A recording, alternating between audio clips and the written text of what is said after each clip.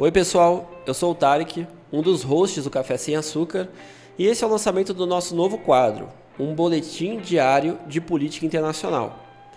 Hoje a gente vai falar sobre uma notícia que pode ter impactos importantes na economia brasileira e que envolve um tema que à primeira vista pode parecer técnico, mas diz respeito a praticamente todo mundo.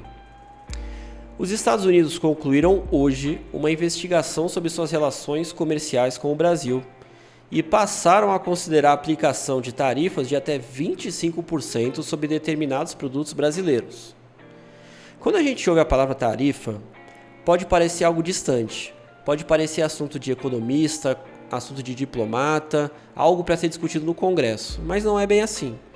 Dependendo dos setores afetados, isso pode impactar exportações, investimentos e até o seu emprego. O relatório americano tem mais de 100 páginas e aponta uma série de preocupações. Eles falam sobre propriedade intelectual, fala de etanol, fala de combate à corrupção, fala de questões ambientais e também sobre o nosso queridinho, o PIX. Sim, o nosso PIX de cada dia. Talvez o ponto que mais chamou a atenção de quem acompanhou essa história toda. Segundo a visão apresentada pelos americanos, o Banco Central brasileiro estaria atuando ao mesmo tempo como regulador e operador do sistema, o que poderia criar uma vantagem para o modelo brasileiro em relação a concorrentes estrangeiros. Agora, antes de você escolher um lado nessa discussão, vale lembrar uma coisa importante.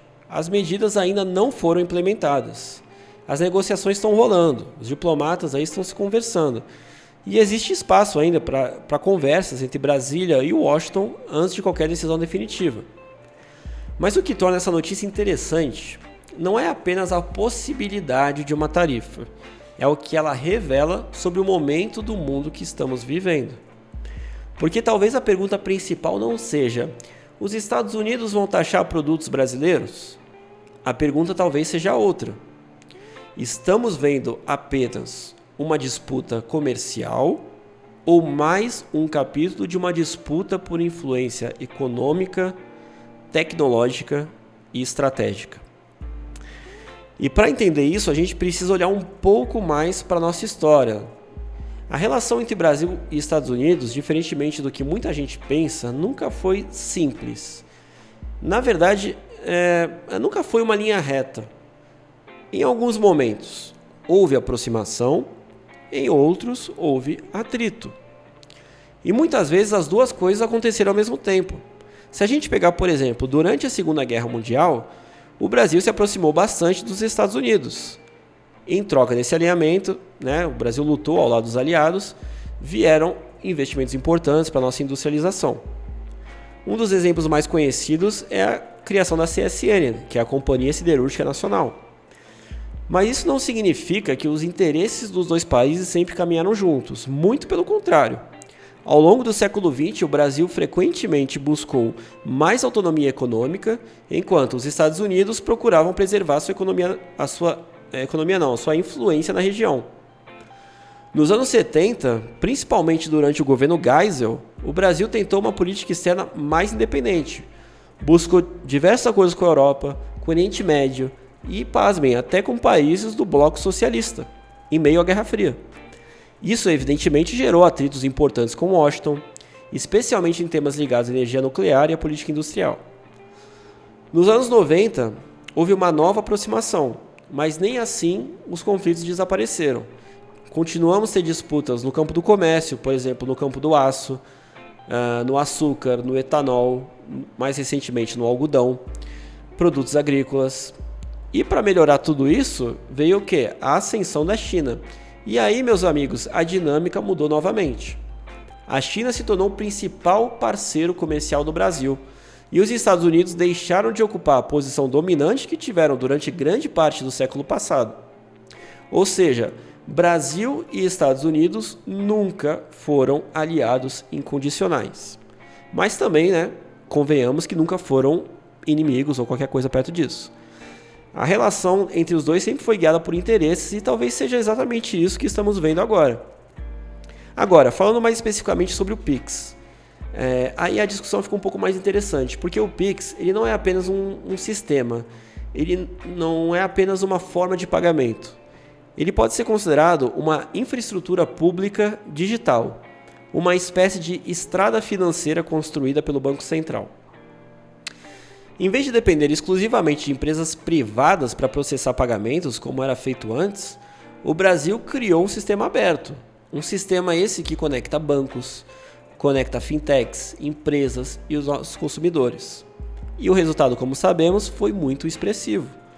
Por conta dos menores custos, da maior concorrência, tivemos mais inclusão financeira e a adoção do Pix no Brasil foi extremamente rápida. Quem se lembra, foi praticamente instantânea a adoção do Pix aqui no país. Sob uma ótica brasileira, isso é um caso de inovação. Sob a ótica de empresas que perderam espaço nesse mercado, isso pode parecer uma intervenção excessiva do Estado.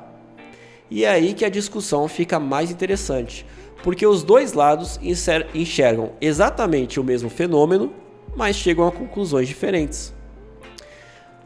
Agora, vamos ao ponto que talvez seja o mais importante para o Brasil, que é a industrialização. Porque, meus amigos, se uma tarifa de 25% realmente entrar em vigor, diversos produtos brasileiros podem perder competitividade no mercado americano. A gente está falando de setores como aço, alumínio, máquinas, produtos químicos, autopeças e até produtos de maior valor agregado, como os aviões da Embraer. Isso pode reduzir exportações, pode adiar investimentos e pode gerar impacto sobre cadeias produtivas inteiras, porque, meus amigos, uma fábrica evidentemente não funciona sozinha. Precisa de um fornecedor, precisa de transporte, você precisa de tecnologia, precisa de vários serviços. Então, quando um setor exporta menos, os efeitos acabam transbordando.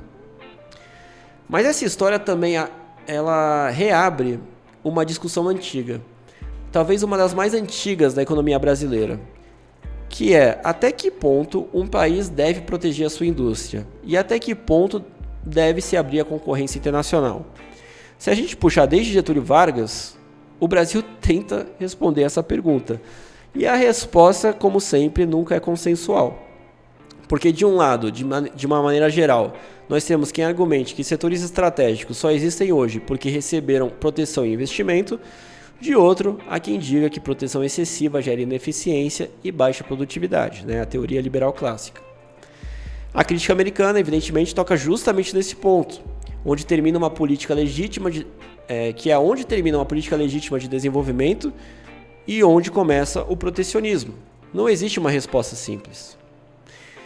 Talvez a maior lição dessa notícia seja perceber que o mundo está mudando. Durante décadas, muita gente acreditou que a globalização levaria a mercados cada vez mais abertos.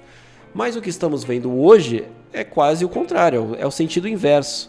Porque se a gente parar para analisar Estados Unidos, China, União Europeia, todo mundo está usando tarifas, todo mundo está usando subsídios e políticas industriais para proteger setores considerados estratégicos. A geopolítica voltou ao centro da economia. E nesse contexto, o Pix ele deixa de ser apenas um sistema de pagamentos, assim como os semicondutores, assim como a inteligência artificial, assim como as telecomunicações, e ele passa a ser visto como um ativo estratégico. Então, qual é a conclusão de tudo isso? É muito fácil transformar essa história, meus amigos, em uma disputa de mocinhos contra vilões. Mas a realidade, como nós sabemos, ela é muito mais complicada. Os Estados Unidos estão, evidentemente, defendendo seus interesses econômicos, e o Brasil, por sua vez, está defendendo os seus. E isso acontece desde que existem relações entre Estados. A verdadeira questão talvez seja outra.